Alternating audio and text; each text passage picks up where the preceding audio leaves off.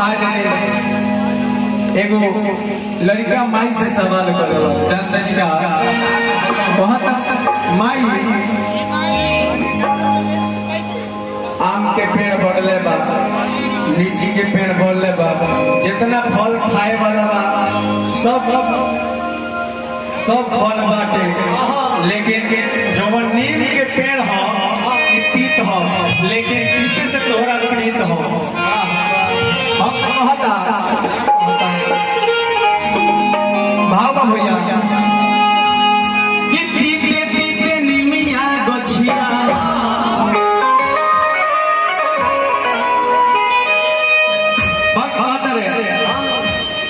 One, two, three, four.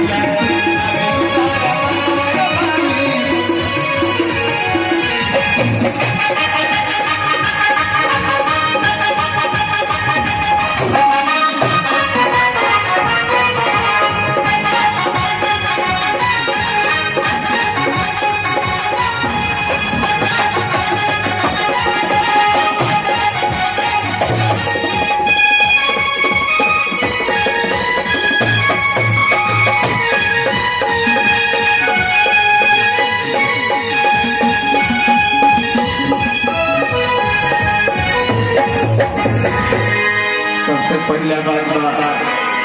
कि समय भी ज्यादा हो गई बा, माहौल भी चेंज हो गई बा।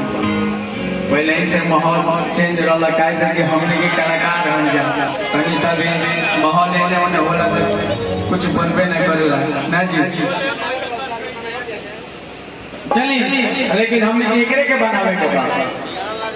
हाँ बनावल जाला। चलिए भक्त कहते रहे मलुइया नहीं लीचिया पसंद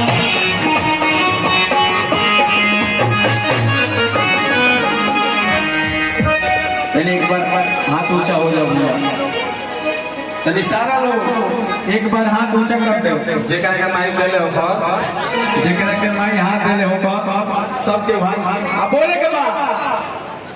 कि ताली ताली ताली बजावे के बाद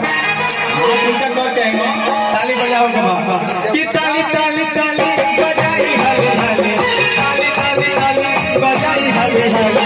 ताली ताली ताली बजाई हले हले, ताली ताली ताली बजाई हले।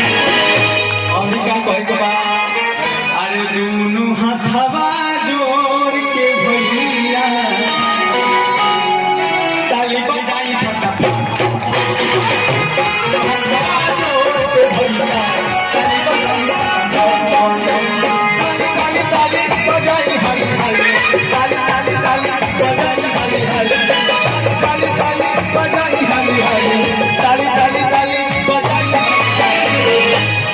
अरे दोनों हाथवा जोड़ के भैया अरे ताली बजाई फटाफट जोड़ के भैया